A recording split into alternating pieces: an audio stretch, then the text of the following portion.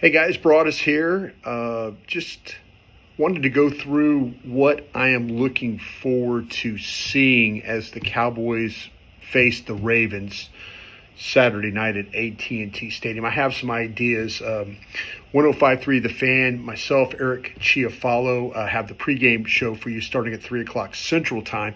If you're so inclined to listen to that, we'd sure appreciate that as well.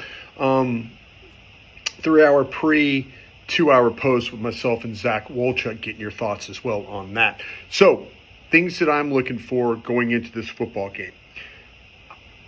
I'm going to talk about the wide receivers, and I'm going to talk about it in a way of separation. And I'm not going to talk about separation as route running and things like that. I'm going to talk about separation of where is this order going to be? Is this going to be a game where all of a sudden you see a clear separation of who is going to be on this football team? I have questions whether they're going to keep 5 or 6 guys.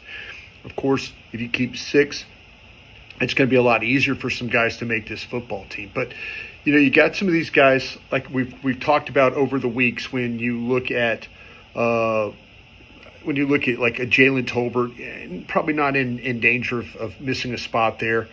But you do have guys like with Holden, you also have Flanoy, and you also have Brooks. I'm kind of feeling like that Mingo is going to make this football team. But where are you with these other wide receivers, and how is this going to play out? And do you have some guys of redundancy? And Voch Lombardi has talked to me about this a bunch. And do you have players that are redundant in how they look and how they play?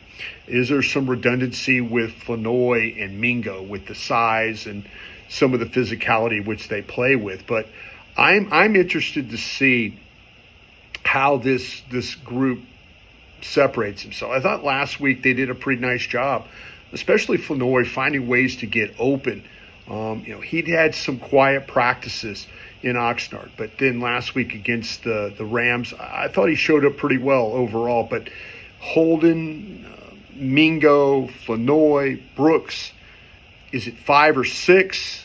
And how does that separate itself? And is this game the one that's going to tell the coaching staff and the front office what direction they need to go in? I'm also looking at the tight end spot. And I say this because will the Cowboys front office and the coaching staff move on from Luke Schoonmaker if they're only going to keep 3 tight ends? I think you look at Hunter Lipke, he's possibly your 4th tight end. But I wonder if now we're in that mode where Fairweather has put himself in position. If Luke Schoonmaker is going to be an average blocker and Fairweather's, say, an average to below blocker but better athletic ability, would they be forced to say, listen, we're going 3 tight ends, we're going to move on from Schoonmaker, and here we are with Fairweather as the 3rd guy? We'll have to see what happens with Brevin Spann-Ford. Need to check and see potential availability of him for week 1 action. I'd seen some clips where he was working out and stuff with Britt Brown over there in the rehab period. But how far along is he? But I'm looking at that 3rd tight end spot, though. Is Luke Schoonmaker, could he be in a little bit of danger of missing out on a roster spot because of the emergence of Fairweather? So keep an eye on that one. Cornerback. Now, is this the game where the front office and the coaching staff look at their current group of corners and say, hey, we have got to go and get one. We have got to go out and maybe sign one, talk about trading for one, talk about even claiming for one.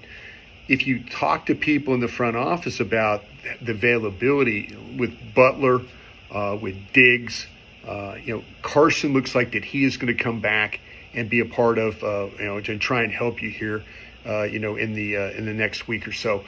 So is that something that they're going to just evaluate right now and say, okay, let's see what we got. Now we're well through training camp. We are well through training camp, but this might be the game where they say, listen, we have got to go and have an answer. I think that The plan might be to put Bland inside and then play somebody else on the outside.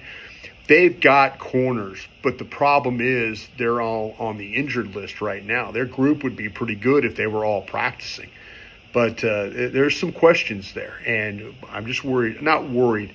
I'm thinking that this might be the game where they look at it and go, you know what, we might have to go get somebody. The final thing is I want to look at is this defensive tackle room. And the tackles are interesting, especially with the one technique and with Jay Toia and the way that he is played. Can he build on a little momentum? I know late in that game it was a struggle for him. His pad level got high, but he'd been playing with really some good pad level. He'd chasing the football, getting off blocks, taking on double teams. 9 of his 12 pass rushes that he got double teamed, and he was kind of fighting through those things. Is this kind of the last hurrah for Mazi Smith? And I know people have talked about Mazi Smith and what he has done, since he's been at the Cowboys. And listen, last year was clearly Mazi Smith's best year, and people have talked about that. People have posted videos about that, and we're not denying that. But Mazi even came out and said, "Hey, I'm a first-round pick. I need to play better," and all that. I know that a lot of people have given up on Mazi Smith, but is this really the last time? Is this really the last time that Mazi Smith can show up against some really good competition and put his best foot forward? But even, like I said, he admitted it. He didn't play better. He didn't do anything. And, it's not always the case with Mazi. He takes on double teams. There's things that he's capable of doing. You'll see power occasionally. You just don't see it consistently enough. And I think that's the thing that everybody's kind of looking at. But could this be the last one for Mazi Smith to show up? And I just thought of another thing, too. Talking about the defensive tackles. Keep an eye on the running back room, too, as well. That's the one that's kind of right now in a little bit of some flux of where are they on the order and where are they on the ability to play, who they want to play with. This will be, could one of these veteran guys who they've kind of signed as bridges early before they had the draft, and we're able to see what Blue can bring them and Phil Moffa can bring them and stuff. Is this the last hurrah for Deuce Vaughn as well?